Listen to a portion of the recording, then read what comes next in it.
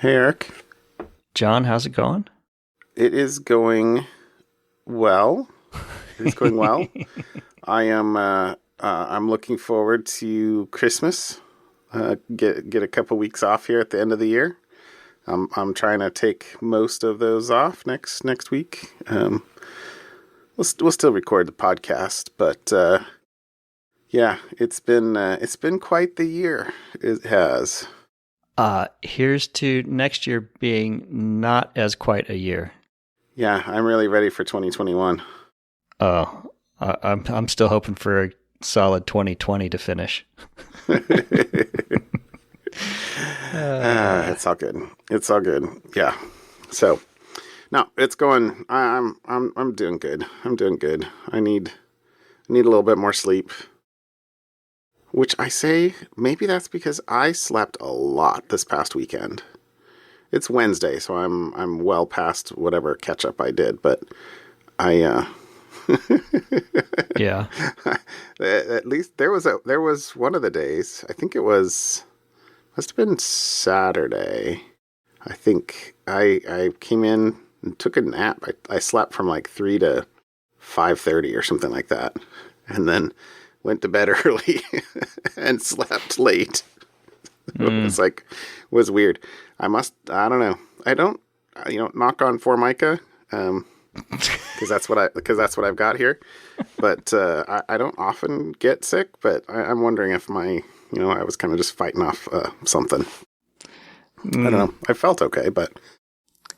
Well, I don't think I was sick, but as seemingly more per usual, I can't remember what I did over the weekend. I mean, I know there was a holiday decoration setup continuation from the previous week. Yeah, I don't know what I did You this sure last there was weekend. something else? I mean, we were prepping the old shared family Mac because we got a new one, which finally arrived today. So, Ooh, exciting.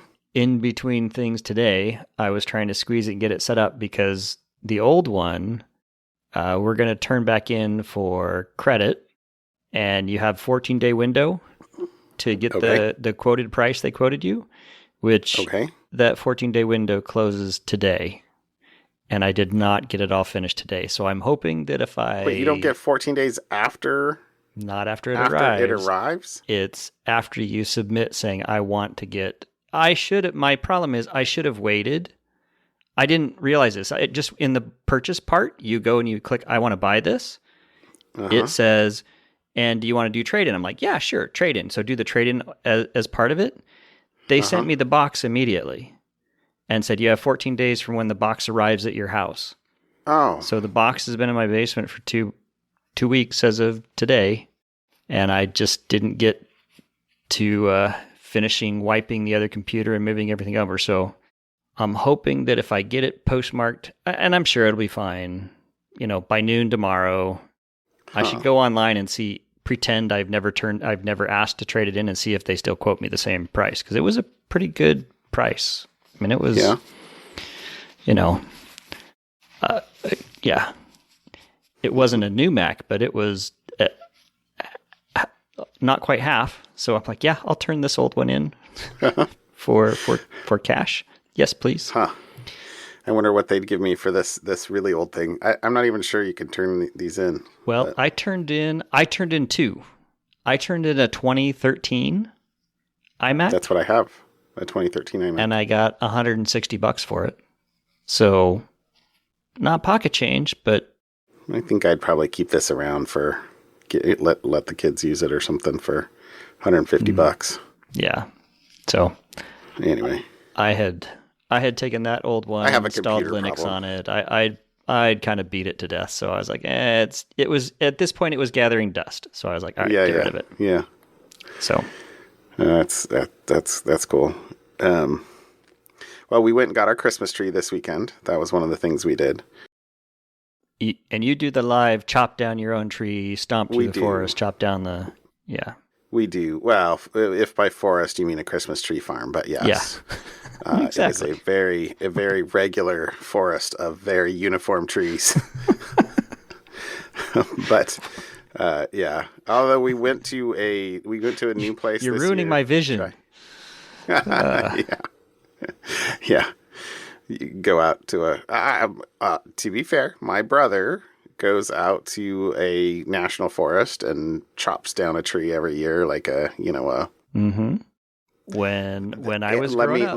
let me say it in the. I mean, it's good. Each to their own, and they really like the look of a natural tree, like not a uniform triangular solid or whatever a conical solid is. I guess. Something between Charlie Brown Christmas tree and the, you Yeah, know, yeah, and conical. once you get some garland and Yeah. ornaments and everything on it, they look great. They look great. So anyway, the place that we like to go, we went for years, but then haven't since COVID because they were closed the first year. I think they were closed. No, they weren't. Sorry, I'm trying to figure out how many years it's been since COVID started. But they instituted some sort of like buy a pass, buy a car pass for an hour slot, Mm-hmm. and they sell out. And so, if you planned ahead, it would probably be perfectly fine. Mm-hmm. If you go, hey, can I get a ticket for today? The answer is no. Got it.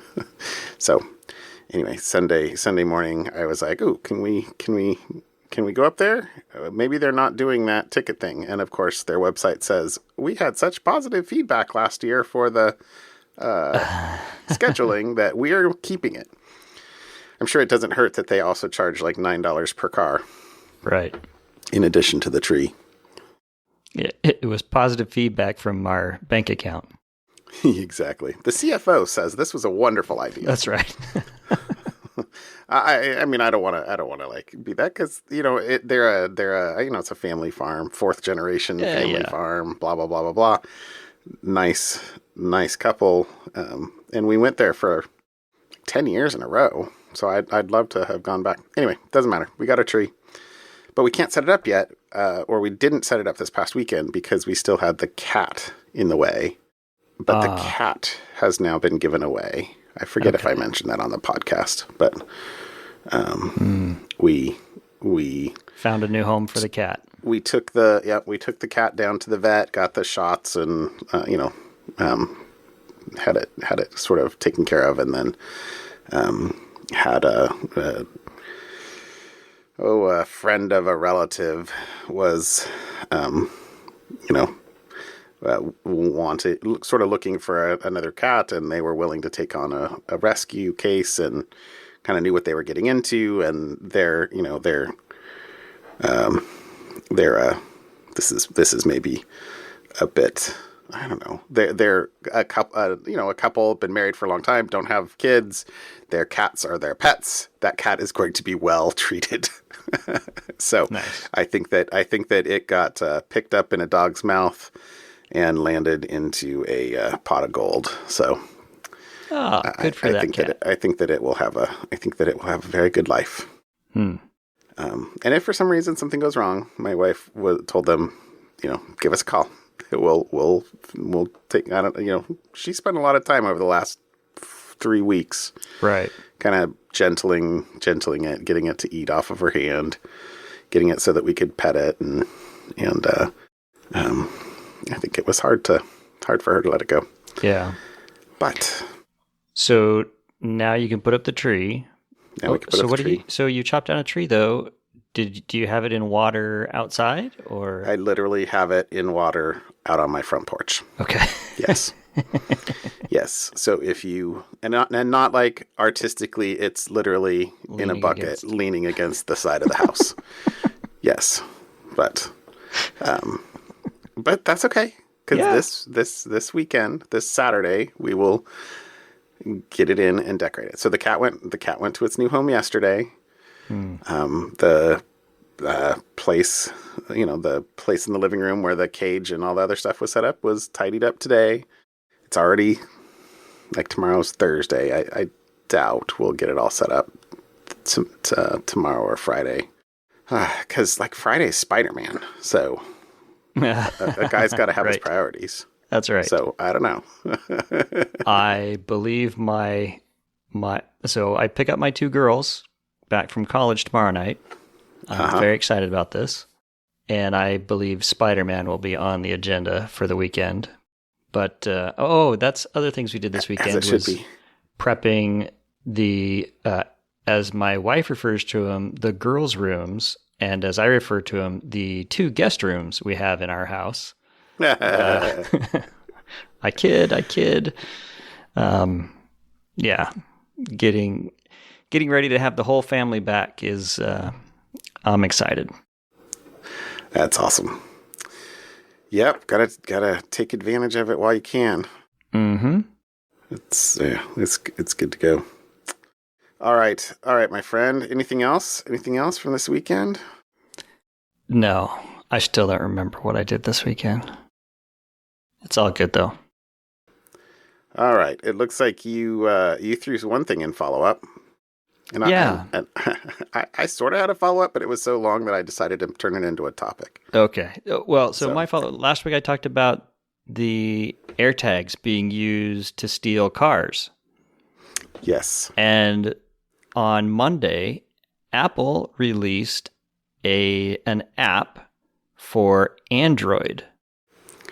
So I saw this. An Android app that allows people to check to see if there are any rogue AirTags following you around.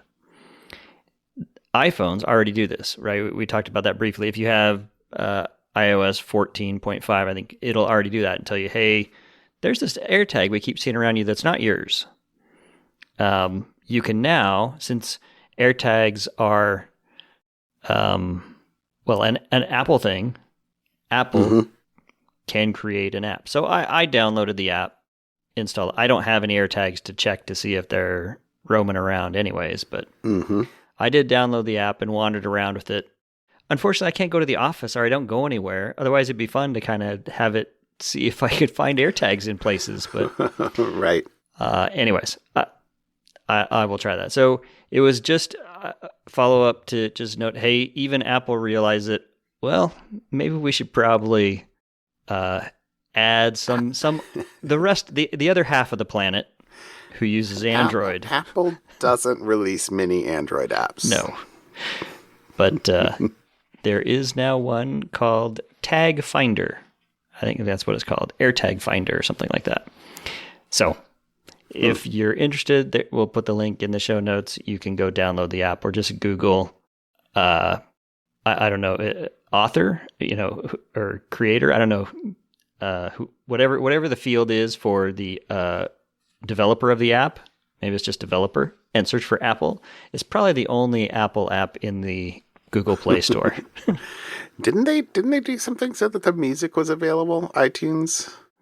I'm sure they have. They did back in the day. They had a Windows iTunes app, and they've done a few things over the years. But yeah, I'm not an Android person, so I do have I have my work phone, which my work/home phone, which is Android.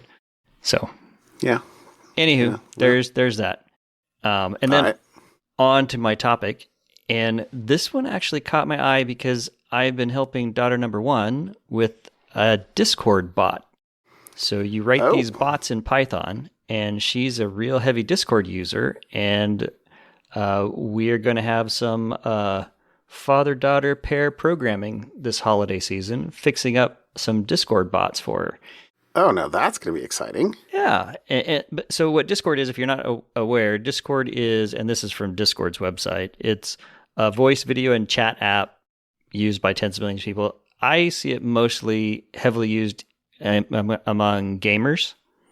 Yeah. So gaming community, when they're online together, they'll all sign into Discord and listen to Discord, or you do a Discord channel and then chat, right? My daughter uses it a lot for school, and then she uses it when she has her a bunch of her online friends play D&D. So She uses it quite a bit, and she uses it just in her. Anyways, so she's been wanting to build one. This is a way long intro to the actual thing. So, title: Malicious NPM packages caught stealing Discord tokens. Ooh. So there you go. NPM, Node Package Manager. The security team there has removed 17 different JavaScript libraries that contain malicious code to collect and steal Discord access tokens and environment variables. And some of them were just stealing access tokens. And that's the way to allow someone to log into your account and hijack, your Discord. So if you have a Discord, they probably have some really long-lived tokens. Yeah. Yep. Well, I think it's also similar to a one-time password, like GitHub. You can get a personal access token to log in if you have 2FA or whatever you need to set it up for bots, for example. You need to have give those type of things access to an account. Yeah. And one of them was also one of the packages contained a copy of some malware called Pirate Stealer, which would extract other data from the account if you had a Discord that had payment card details, login credentials, or other personal information. So good on NPM for catching that and removing it. But if you are a Discord developer, the article will link has a list of the 17 shared libraries that if you happen to use as part of your Discord or a Discord bot or part of a Discord app, you can probably want to make some modifications. Make sure you weren't infected. Yeah. A lot of wafer things. Wafer bind, wafer autocomplete, wafer beacon, wafer cas. Mm-hmm. Huh. Well, mostly specific to Discord itself, right? So my daughter's building everything in Python, so isn't affected by this was all JavaScript and Node stuff, but not to say there aren't other things that might be affected by Python. Yeah. And she probably was biased towards Python or away from JavaScript by her father. I don't know what you're talking about. Really?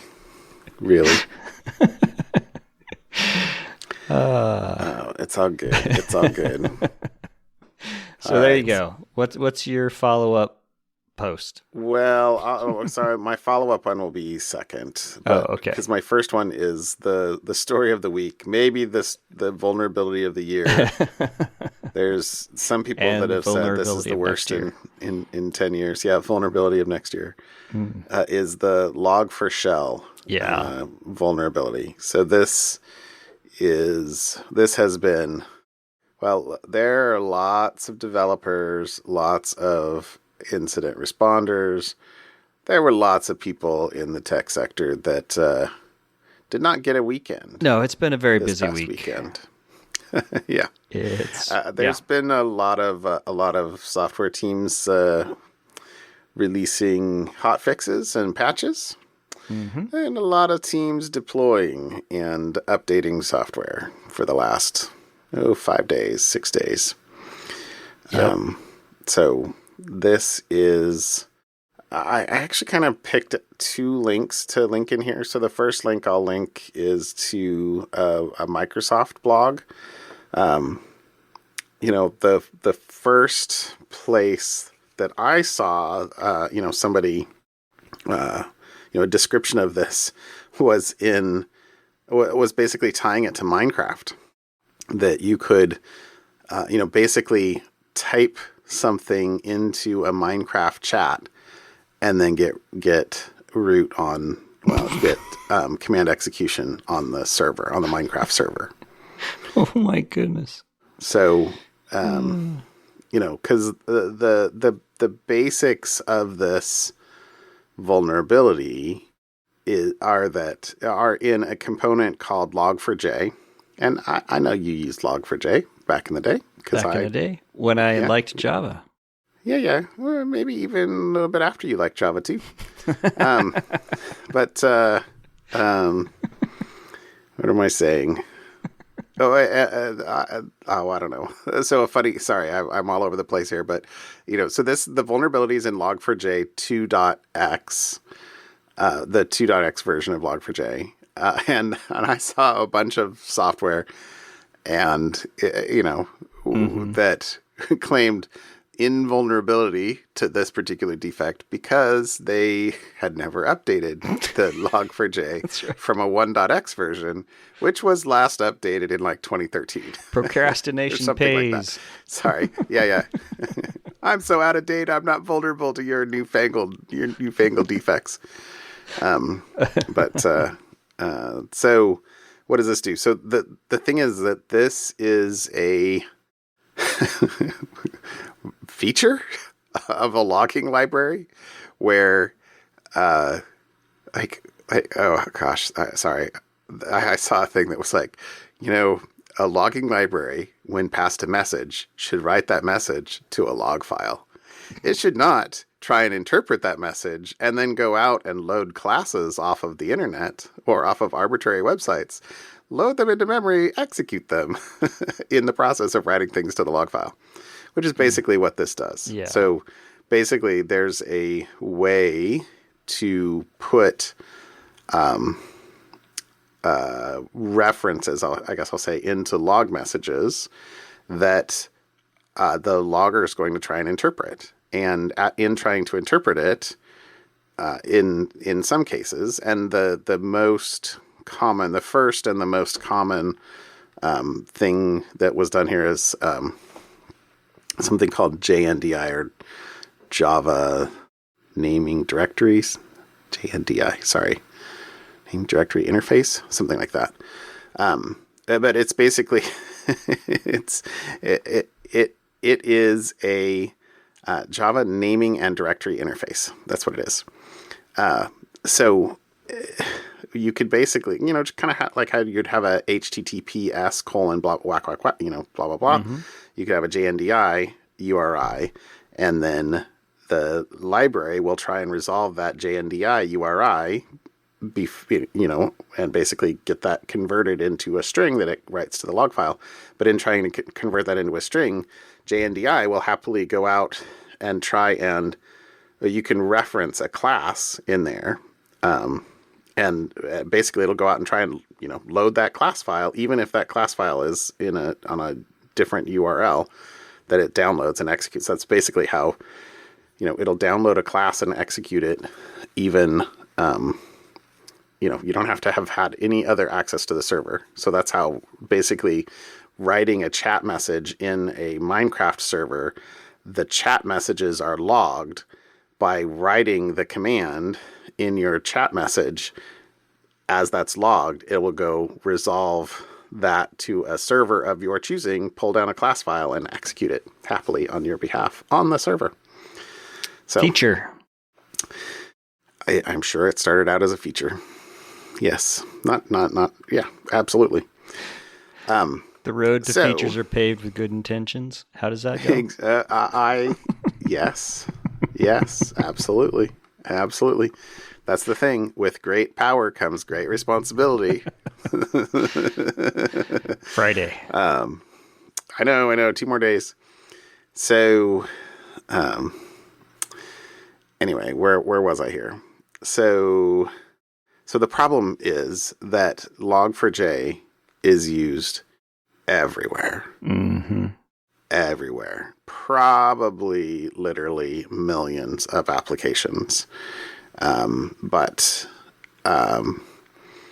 since it is used everywhere, since it is cross-platform code, that means that it's, Windows run, exploit can run on Windows, an exploit can run on Linux, an exploit can run on Mac OS, and it's embedded into many applications, all of which are now potential entry points into a device or an organization. So That's where the patches have been flowing. Okay, so I kind of already explained a bunch of this stuff because I was just kind of extemporizing there. But let me actually read one of the quotes I brought out.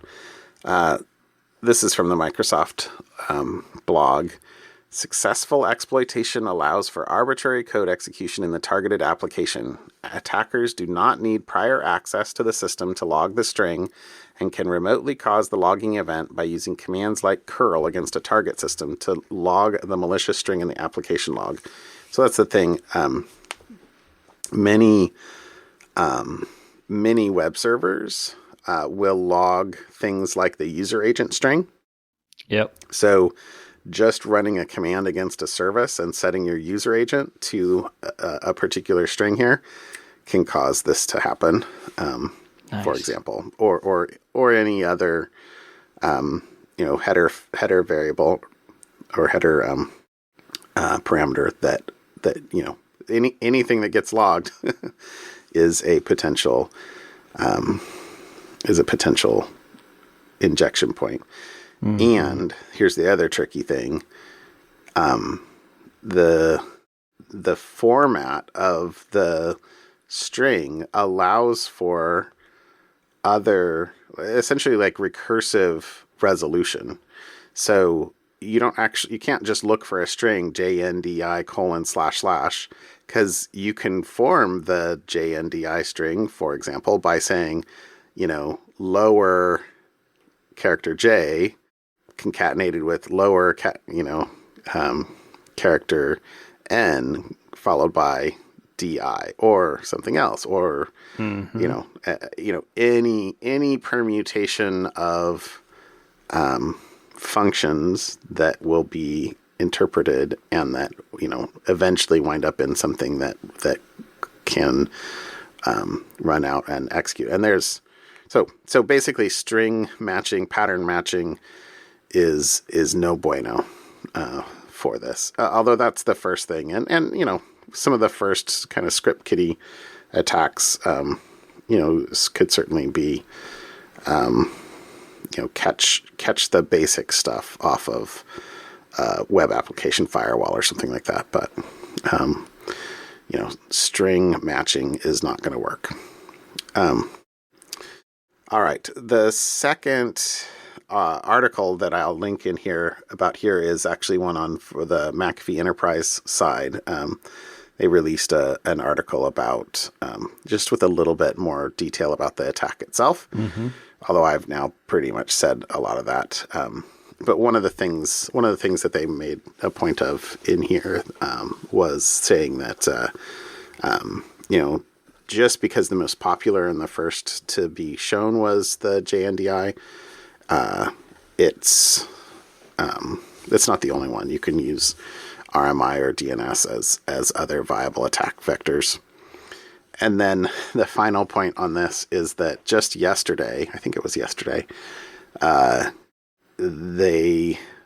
was a more subtle vulnerability even in the fixed 2.15 version that was rushed out this past weekend. And so there was a new version of Log4j 2.16. Of course. That as of I think it was as of Tuesday, there was immediate follow up for, okay, no, sorry, we said to go to 2.15. Now we mean 2.15 or 2.16. There you go. And then the thing about this is that it basically turns off the support for message lookups entirely by default. You have to explicitly turn it back on, right, jump through some hoops if you actually want it, which you don't. So my last point on this is that this is going to be with us for a long time. Yeah. This is... you're not going to patch every single instance everywhere across the world. So no, this is gonna be a evergreen exploitation vector for a long time. So, and the businesses that are on the smaller business side are gonna bear the brunt of this one. Because the big companies will be rapidly patching. It's the smaller players that are probably gonna be that long pole in the tent there. I would agree with that. Okay, so that's the story of the week. Log for shell. Oh man, yeah. Cloud providers had to patch a whole lot of systems too. All right, my semi follow-up one, because it's about NSO, the NSO group we talked about a couple weeks ago. Yep. That the Trade Commission declared them no. What was that? Something about no trade allowed for the U.S. This is a Google Project Zero blog, delving into the zero-click exploit that NSO was using. Mm-hmm. And this kind of blew my mind. So I have to say something about this. But you should go read this article if you haven't already. Because a zero-click exploit is undefendable, right? Means I text you a message and you are exploited. You had to do nothing. You were exploited. You didn't even have to unlock your phone. Right. You didn't have to do anything. So,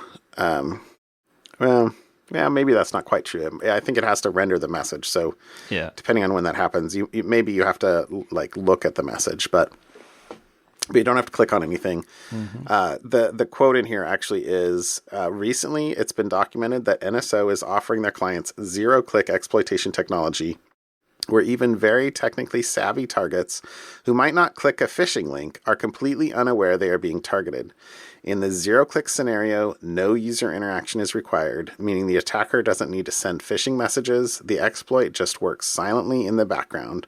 Short of not using a device, there is no way to prevent exploitation by a zero-click exploit. It's a weapon against which there is no defense. Brutal.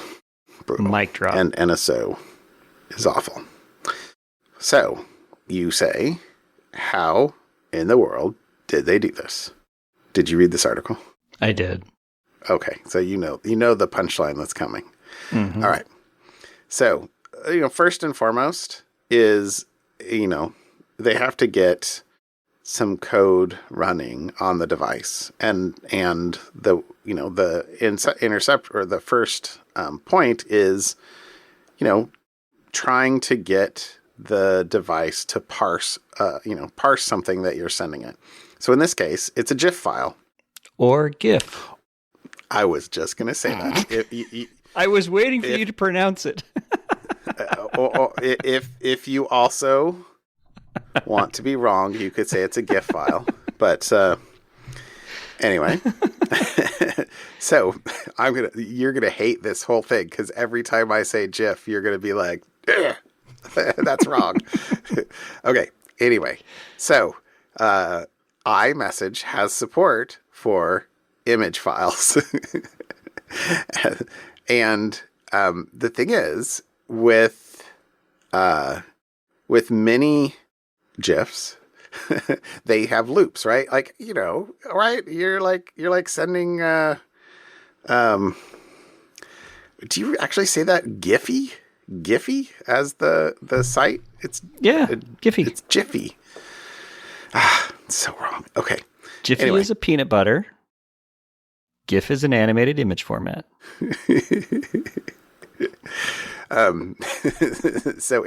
So for example, inside the iMessage parsing code that parses an image, they take the image and turn around and write it to another file. Probably so. This was a little bit of, I think, interpretation here. Probably so that they could make the videos loop infinitely. Mm-hmm. So if there's 10 frames, right, you go in and set it to loop. But when they do that, they're, a lot of the code to process the image was Apple proprietary code, but not all of it. And in particular, there's this core library. Let's see. Hold on. Where is it? Yeah. So there, it says, even though it's hypothetically a GIF file, it isn't actually, the file type isn't determined by the extension. It's determined by a library that looks at the file and tries to decide what type of file it is. So there's a core graphics API, it says. And so even though it says these are image files, they're actually PDFs. Mm-hmm. So, and in the PDFs, there's PDFs are very complicated formats. And it says, here's an actual quote. In the late 90s, bandwidth and storage were much more scarce than they are now. It was that in that environment that the JBIG2 standard emerged. JBIG2 is a domain-specific image codec designed to compress images where pixels can only be black or white. And most of the core graphics PDF decoder appears to be Apple proprietary code, but the JBIG2 implementation is from XPDF. And they can see the source for XPDF. Mm-hmm. And so the point of this JBIG2 standard is like, they used this, like they said, in the 90s, where you would scan a bunch of files, like with a big Canon or HP, image scanner, and you'd come up with a PDF that's like 1 or 2K. How in the world is it that small? Well, they're basically choosing like small regions of the page, deciding, ooh, this looks like a glyph, like a E, and the article goes into a lot of this detail, and then basically saying, oh, okay, so let's take this small little chunk of pixels and say this is a glyph, and then in the future we'll just reference this as like glyph 1. Mm-hmm. And then to if you're scanning with a like every E is not going to have exact same pixels highlighted, but if it's close enough, they'll basically take in and do a little mask that basically says, oh, so use the E glyph, like use glyph 1, but here's the set of deltas off of it. And so basically what that means is inside this JBIG format, they have logical operators that will let you operate on small regions of quote pixels and binary, because it's only black and white, of basically and or XOR and XNOR operators. So, like literally, these hackers figured out a buffer overflow, a way to be able to read and write arbitrary memory, a vulnerability in the image processor. So, okay, so they can read and write to memory, but within some bounds. Right. But since they have this ability to do Boolean operations to memory, a memory segment that they can arbitrarily read and write to, this is where the mind-blowing part is. Here, I'm going to read a couple things so I don't mess this up. In practice, this means it's possible to apply the AND or XOR and XNOR logical operators between memory regions at arbitrary offsets from the current page's JBIG2 bitmap backing buffer. And since that has been unbounded, it's possible to perform those operations on memory at arbitrary out-of-bounds offsets. So, they leverage buffer overflow technique to get arbitrary read-write access to memory, and then they build a virtual computer. Because all computers are little bits that turn on and off.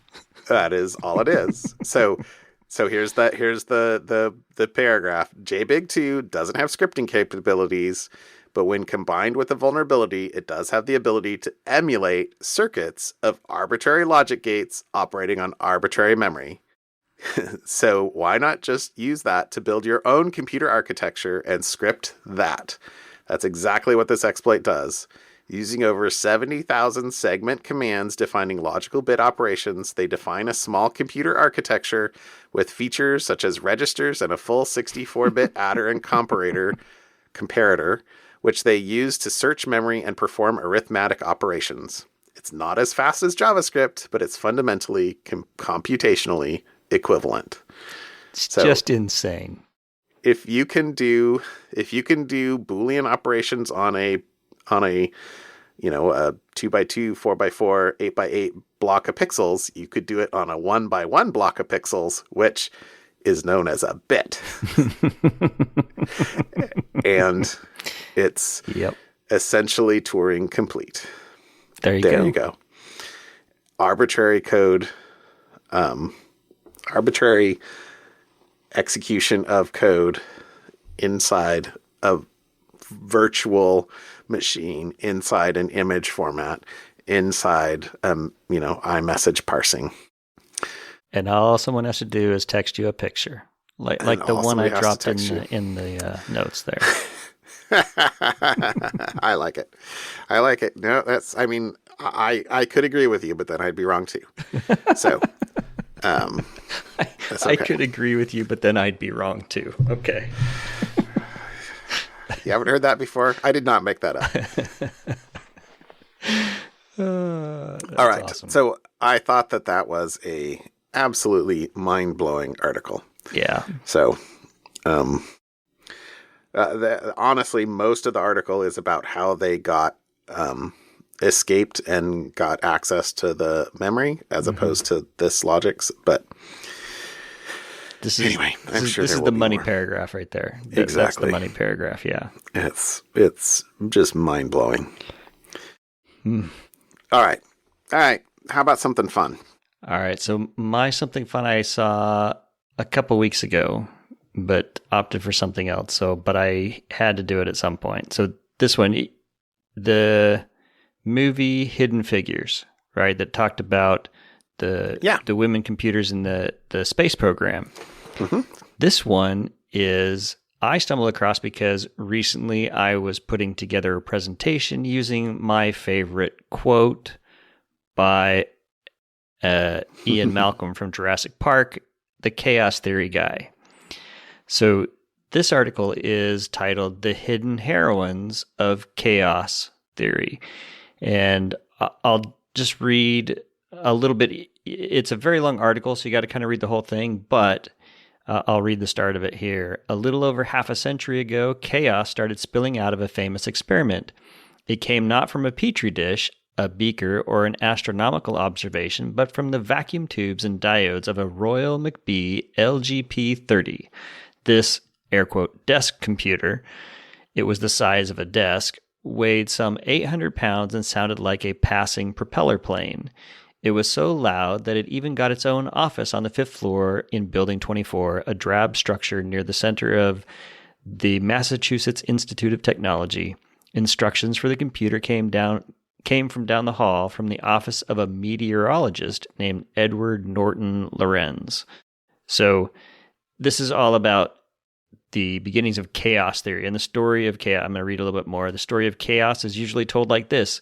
Using the LGP-30, Lorenz made paradigm-wrecking discoveries.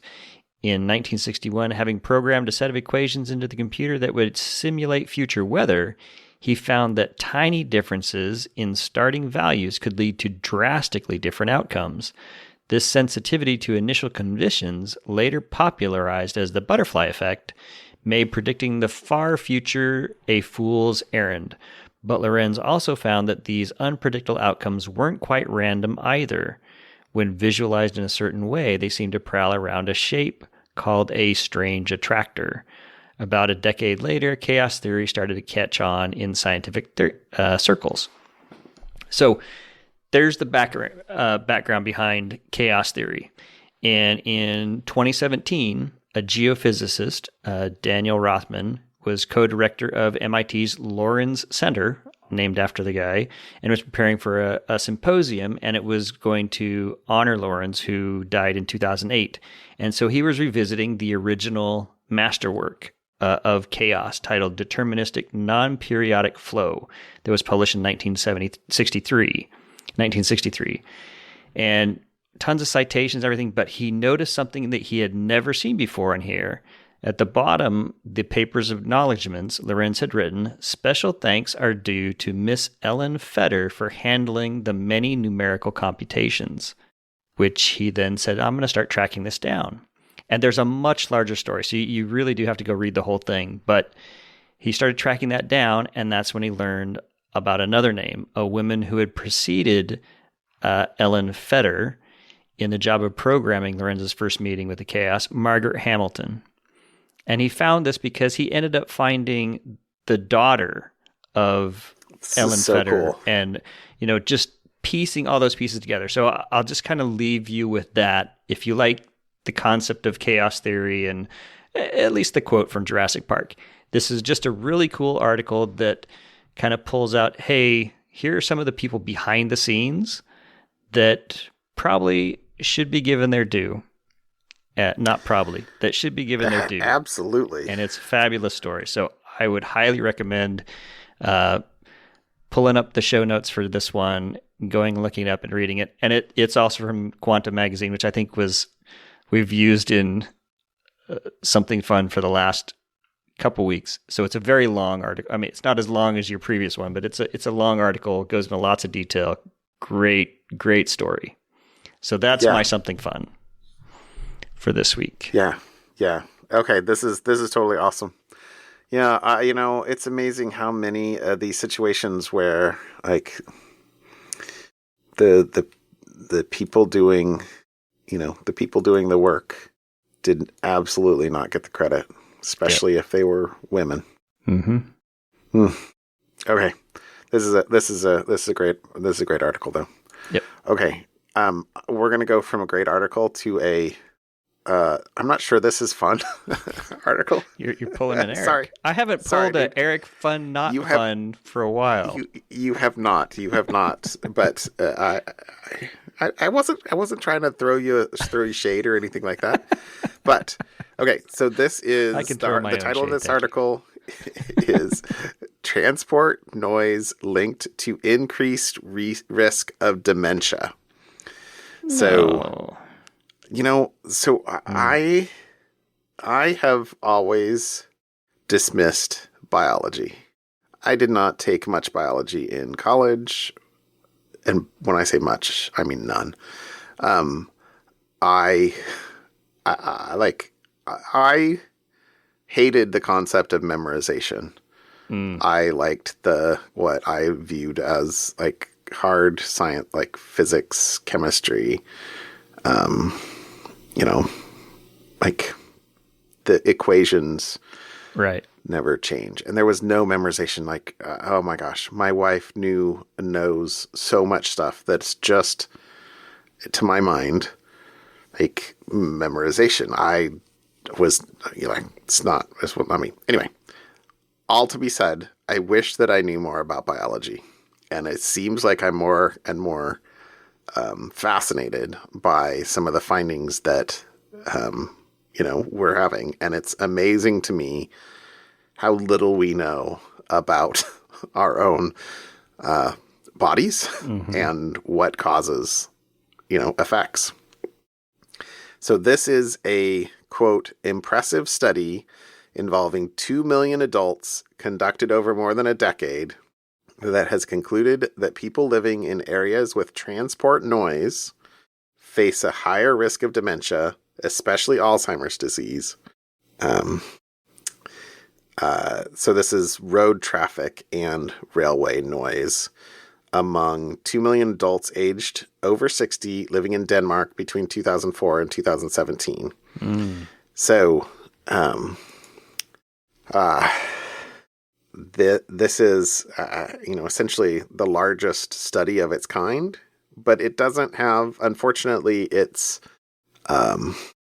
it's not causal. They don't know why, but there's a,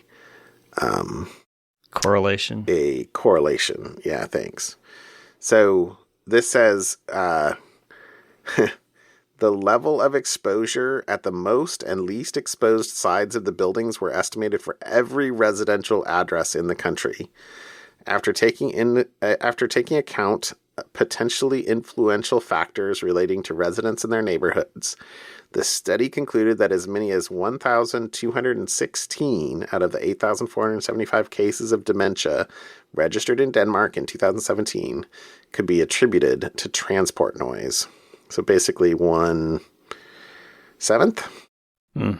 or so of that. Previous research has linked air pollution to dementia risk, but in this study, researchers found a separate connection between transport noise and dementia. So they sort of isolated for that. The findings suggest it may be possible to slash the burden of dementia by tackling traffic noise. Expanding our knowledge of the harmful effects of noise on health is essential for setting priorities and implementing effective policies and public health strategies focused on the prevention and control of diseases, including dementia. So they don't know why. Possible explanations include release of stress hormones and sleep disturbance. So we just, a couple of weeks ago, we had that other article about sleep causing, what was that? The reactive oxygen species. Right. Antioxidants, release of antioxidants. But possible explanations include the release of stress hormones and sleep disturbance, which lead to heart disease, changes in the immune system, and inflammation, all of which are seen as being linked to the onset of dementia. So, I don't know. Live out in the country or something. Yeah. Or except that I've always got headphones in my ears, like yeah, something I don't know. But anyway, I saw this article this week and was like, ooh, yikes. So there you go. Alrighty, dude. Call it a show. All right. Have a good night. I'll talk to you later, Eric. Yep. See you, John. Bye. Bye.